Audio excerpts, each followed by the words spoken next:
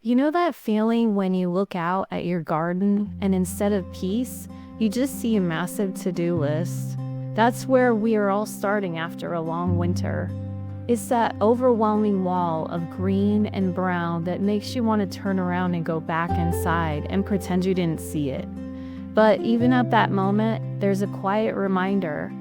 God meets us in the mess, not just the finished product. There's a specific kind of grace in the first few snips of the shears. We're not just checking boxes today, we're reclaiming the space God entrusted to us. Every dead branch pulled away and every overgrown corner trimmed back feels like clearing a little bit of mental clutter too. It's messy, it's dirty, and somehow it's exactly what this day needed. And as you work, you start to feel that shift, the one where the task stops being a burden and becomes a blessing, a small partnership between your hands and God's creation. The yard has a different sound when it's tidy.